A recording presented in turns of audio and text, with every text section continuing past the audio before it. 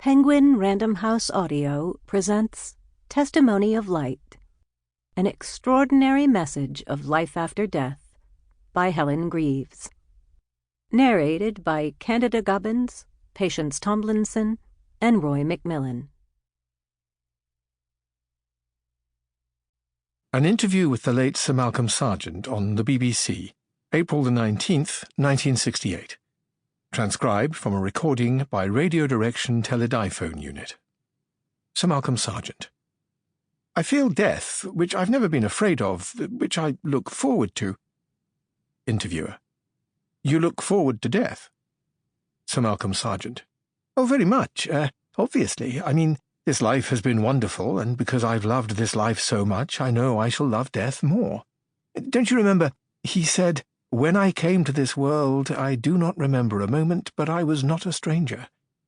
So shall it be when one passes from life to death, from life to life.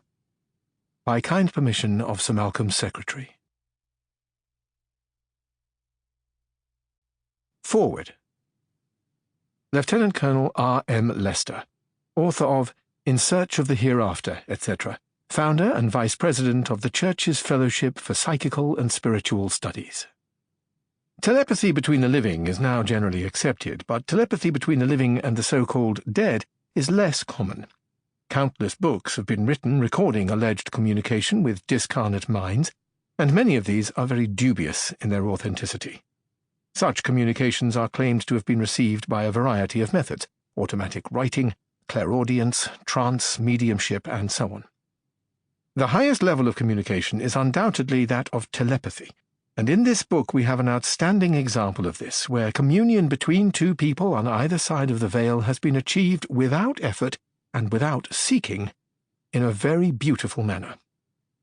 I have known Helen Greaves for many years, not only as an experienced writer, but also as one versed in the higher studies of mysticism and possessing a gift that enables her to penetrate to the next dimension of consciousness.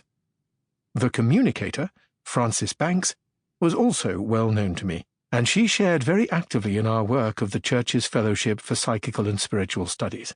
She was held in the highest esteem by all who had the privilege of meeting her, and it is no surprise to us that one of her early tasks after passing from this life was to contact the mind of one with whom she had worked so closely while in the physical body. By using Helen Greaves as a pure, unobstructed channel, Frances Banks has been able to get such a wonderful testimony of light across that, as the author states, it will bring comfort to many and stimulate faith and hope in many, who, in this materialistic age, are feeling frustrated and despairing. Those of us who know both Helen Greaves and Frances Banks so well are impressed by the authenticity of these scripts. The phrasing and content of the communications are so typical of Frances, and completely unlike the style of writing as shown by the author in her previous books and articles. Transition to the next stage of consciousness has not changed Frances Banks in any way, except, as she says, to have progressed to a little more illumination.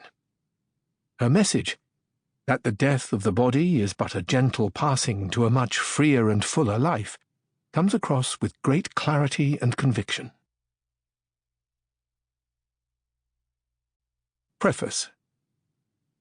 Canon J. D. Pierce Higgins, M.A. on CF, a Vice-Chairman of the Church's Fellowship for Psychical and Spiritual Studies. It is a privilege of which I am quite unworthy to be asked to write a foreword to this remarkable book containing communications claimed to come from Frances Banks through the intermediacy of her friend Helen Greaves, and which, from my own personal acquaintance of Frances certainly, to me bear all the stamp of authenticity. If they are indeed from her, then she truly has outsoared the shadow of our night, as one would have expected. I have used the word intermediacy rather than mediumship, because this book would appear to contain the ideal form of communication, namely between two minds, which already on earth were well in tune with each other, and appear, though parted physically, to have been able to continue in unity of the spirit across the gap of death. I have been asked to comment on the fact that Frances occasionally refers to reincarnation, since such references may be a stumbling block to Christian readers, few of whom, unless they are scholars, probably are aware that there was a 500-year tradition of such belief within the early church itself, mainly in the Alexandrian school, including such names as Clement, Justin Martyr, St. Gregory of Nyssa, and most notable of all, Origen, who had a well-worked-out reincarnational system of belief, which certainly makes sense and avoids many of the objectionable features of Oriental versions. Further, it is far from clear that the Church ever officially rejected such belief, however little the medieval mind was able to contain it. The Council of Constantinople in AD 553, at which it seems that a corrupt form of Origen's teaching was anathematized, is held by many historians to have been imperfectly constituted. The Pope himself refused to be present, and even Roman Catholics contest its validity as a general council. The Church today has got to face the fact that in our shrunken world, with the Eastern cultures on our doorstep, reincarnation is again a life issue, since according to Geoffrey Gorer's sociological study, In Search of English Character, 1955, some 12% of our population believe in it, as against 10% who accept traditional Christian and biblical eschatology, and the spread of the belief continues. Rudolf Steiner, one of the most powerful scientific intellects and spiritual geniuses of our race, in his entirely Christocentric Anthroposophy, has reincarnation as central also to his teaching. The records of that humble Christian seer and healer, the late Edgar Cayce in the USA, contain many references to reincarnation, in connection with sickness in this life, and recently Dr. Gurdam has been pursuing the same idea in dealing with mental illness. From the empirical angle, Dr. Ian Stevenson and other investigators continue to collect evidence, some of which appears extremely suggestive of the possibility that individual cases do occur, even though reincarnation may not necessarily be a general rule for all. Since so many of our eschatological beliefs appear to rest largely on wishful thinking, else how could there be so many different and conflicting views on the market? The touchstone of experience and experiment is important if we are to avoid talking nonsense, and this book would therefore seem to contain relevant material to this study. We note also that reincarnation was in the air in New Testament times. How could it have been otherwise in the Greco-Roman culture, heir of the Pythagorean Platonic tradition of 3,000 years of Egyptian religion, and increasingly making contacts with the East? Some of the words attributed to Jesus, notably in connection with John the Baptist, give evidence of the currency of the idea. Should we accept these communications as authentic, we then run into the vexed problem of revelation. But then Francis was always a controversial figure. The Church rightly has held that there can be no new revelation, and that nothing can supersede the supreme revelation of divine love in the person of Jesus Christ. But it has never been very happy with the idea that there might be supplementary revelation, shedding light upon the details and working out of the divine love. Further, we have the regrettable fact that Francis was a woman.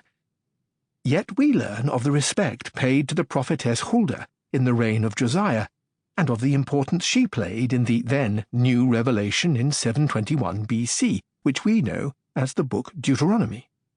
We love and respect Mother Julian for her revelations of divine love. We can learn from an Evelyn Underhill or a Simone Weil, and I feel sure that Testimony of Light must rank with these, certainly as being worthy of the most careful study, as being a manifestation of the working of the Spirit in our own time and day. 1969.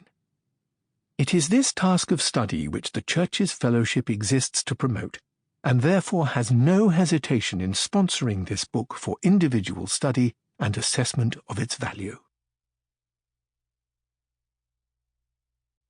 Biographical Introduction. The scripts in this book have, I believe, been communicated to me by telepathy and inspiration from the surviving mind of Francis Banks, M.A., who left this world on November 2nd, 1965. No doubt this will be challenged as a bold statement. I make it in perfect faith and with integrity. If the reader has studied my book, The Dissolving Veil, published in 1967 by the Church's Fellowship for Psychical and Spiritual Studies, he will realize that this work of telepathy... Sample complete. Ready to continue?